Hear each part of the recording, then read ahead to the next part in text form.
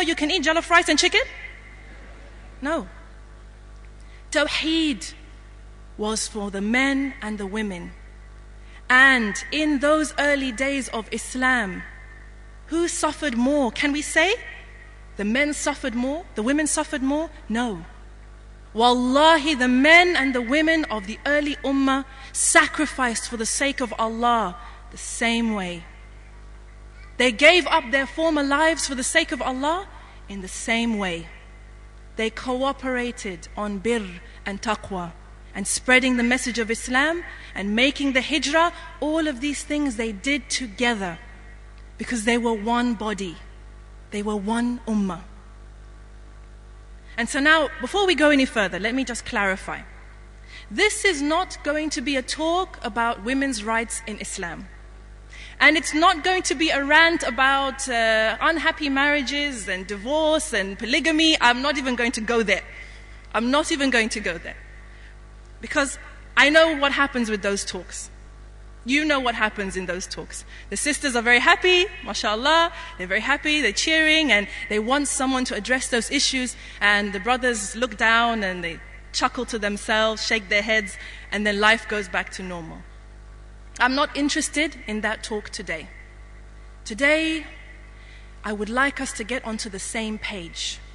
I want us to come to a shared understanding as brothers and sisters for the sake of Allah.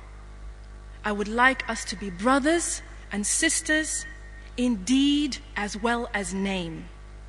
Because, to be honest, sometimes it feels as if Muslim men and Muslim women live on two different worlds, two different planets. And sometimes these worlds come together and we breathe the same air, we share, we have something in common.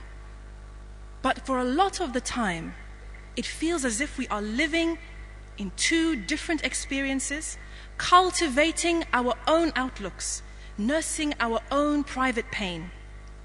Indeed, the worlds of Muslim men and Muslim women, particularly husbands and wives, are separated very often by a deep divide.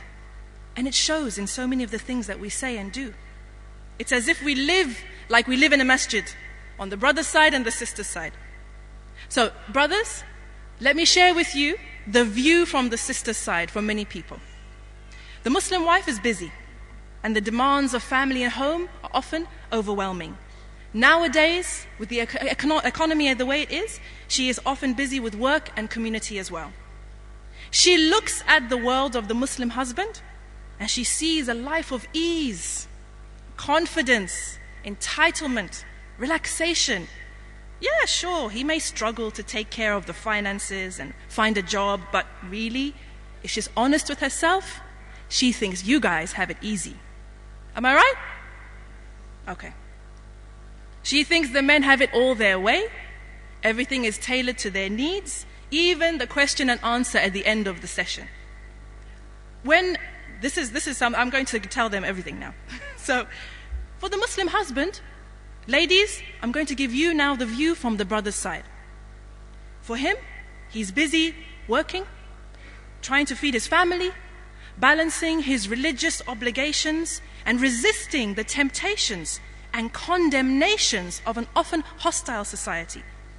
He looks over at the wife of the Muslim world and he sees a life